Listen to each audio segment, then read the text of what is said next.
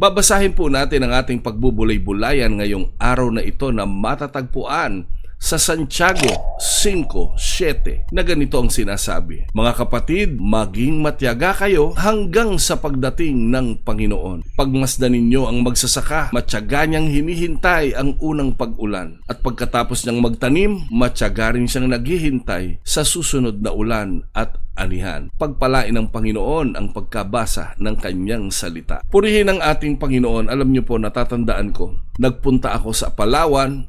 Meron kaming training na gagawin sa mga kapastoran. Tapos po, bago po ako dumating doon ay biglang umulan dun sa kanilang lugar. Marami po ang biglang nag-text sa akin, nag-message. Sabi nila, Bishop, pwede po bang i-atras po natin ng isang araw ang atin pong seminar? Sabi ko, bakit naman? Sabi, ang amin pong kinakabuhay ay ang pagsasaka at umulan po ngayong araw na ito. Kailangan po ngayon po ay pumani kami sa bundok at magsaboy po kami ng aming mga binhi dahil ito po ay panahon ng kaingin at matagal na po naming iniintay ang tag-ulan at ngayon po ay umulan na. At naunawaan ko po yun dahil matagal na nilang iniintay na umulan. Hindi po kasi po pwedeng magtatanim sa mga kaingin, sa mga bundok nang walang ulan. Dapat may ulan para lumambot yung lupa at paghagis nila ng mga binhi ay talagang siguradong tutubo yung mga binhi na yon. Alam niyo po mga kapatid, ang mga magsasaka po, inaantay ang tag-ulan, panahon ng pagtatanim. Bago dumating ang tag-ulan, nakaredy na yung kanilang mga binhi. Tayo pong mga mananampalataya, kitang-kita natin, malapit nang dumating ang ating Panginoon. Meron po kaming awitin sa papuri, yung may lindol bahat mga digmaan,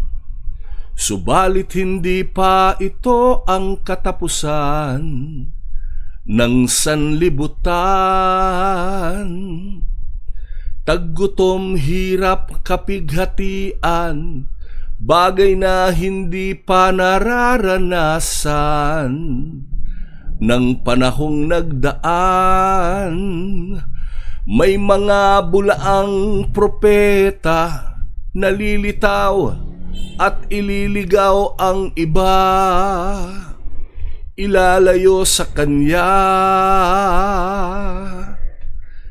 Babalik na muli siya sa pagtunog ng trumpeta.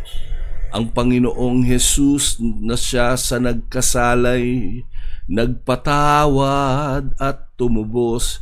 Kapatid, kung nakilala mo si Kristo bilang sariling Panginoon at tagapagligtas, naniniwala ako na tanggap mo ang kapatawaran sa iyong mga kasalanan at tinubos ka sa lahat ng uri ng kasalanan. Dalangin ko lang, sa muling pagbabalik ng ating Panginoon, matyaga tayong maghintay, matyaga tayong magpatuloy sa paggawa ng kalooban ng ating Panginoon upang sa kanyang muling pagbabalik, makasama niya tayo patungo sa buhay na walang hanggan.